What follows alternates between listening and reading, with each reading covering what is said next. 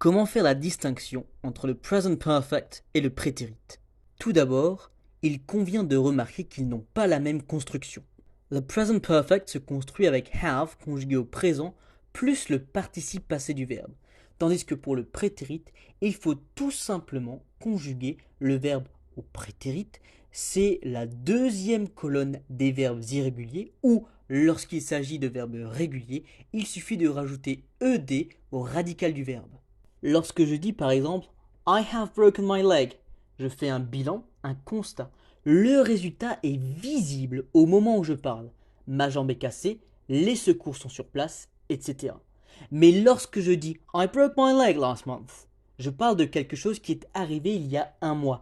L'action est passée, datée, terminée. Il n'y a aucun lien avec le présent.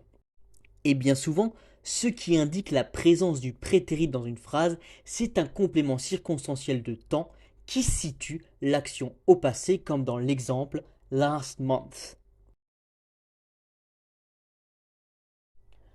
On utilise le present perfect pour exprimer une action qui a commencé dans le passé et qui continue dans le présent.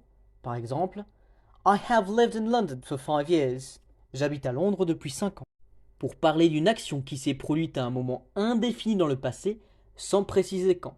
Par exemple, He has visited Paris before. Il a déjà visité Paris.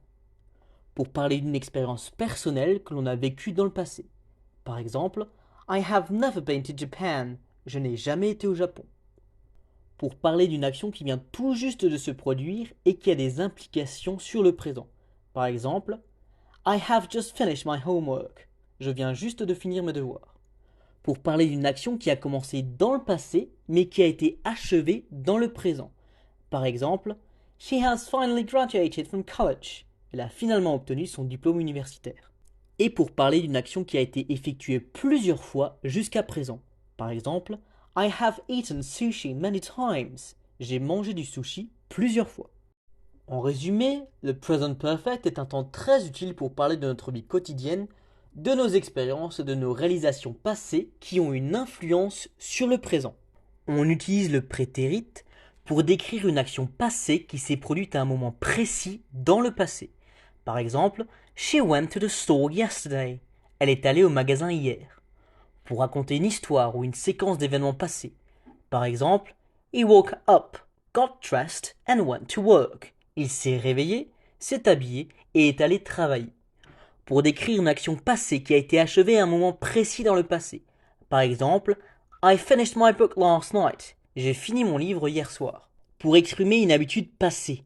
Par exemple, When I was a child, I played soccer every weekend. Quand j'étais enfant, je jouais au football tous les week-ends. Pour exprimer une condition passée qui n'est plus vraie dans le présent. Par exemple, If I had known, I would have come earlier. Si j'avais su, je serais venu plus tôt. Pour exprimer une action passée qui a eu lieu avant une autre action passée. Par exemple, He had finished his homework before he watched TV. Il avait fini ses devoirs avant de regarder la télé. En résumé, le prétérit est un temps très utile pour raconter des histoires, décrire des événements passés ou exprimer des habitudes ou des conditions passées qui n'ont plus lieu dans le présent.